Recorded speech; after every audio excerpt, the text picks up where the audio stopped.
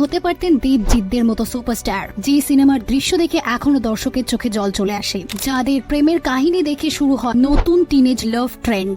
2008 সালে রিলিজ হয় চিরদিনই তুমি যে আমার। সিনেমাটি ছিল সেই সময়কার অল টাইম ব্লকবাস্টার ফিল্ম। রাহুলের ন্যাচারাল অ্যাক্টিং এবং প্রিয়াঙ্কার ইনোসেন্ট ভাব দর্শকের মন জয় করে। সিনেমা সেট থেকে শুরু হয় তাদের রিয়েল লাইফ লাভ স্টোরি। 2010 সালে তারা বিয়ে করেন এবং 2013 সালে তাদের জীবনে আসে তাদের একমাত্র পুত্র সন্তান সহ। কিন্তু সব সম্পর্ক যে চিরস্থায়ী হয় না। 2017 থেকে 18 মধ্যে তাদের বিবাহ বিচ্ছেদ হয়। সহজকে নিয়ে প্রিয়াঙ্কা আলাদা থাকতে শুরু করে, যদিও তাদের তিনজনকে বহুবার একসঙ্গে দেখা গিয়েছে। রাহুল ব্যানার্জি এখনো পর্যন্ত 20টির বেশি সিনেমা, 10টির বেশি সিরিয়ালে কাজ করেছেন। চিরদিনই তুমি যে আমার হিট হওয়ার পর তিনি বেশ কয়েকটি মুভিতে কাজ করেন, কিন্তু তা দর্শকের মন জোগাতে পারেনি। যে কটি মুভি করেছেন সেগুলো হিট হলেও সংখ্যায় অনেক কম, এবং প্রিয়াঙ্কার সাথে ডিভোর্সের পর তার ইমেজও বেশ খারাপ হতে শুরু করেছিল। অনেকে মনে করেন ডিরেক্টররা তার খারাপ ইমেজের জন্য তাকে কাস্ট করতে চাইছিল না। এরপর তিনি সিরিয়ালে বেশি ফোকাস দিতে শুরু করে এবং একদিন সিনেমা শুটিং এর করার সময় সমুদ্রে ডুবে প্রাণ হারান।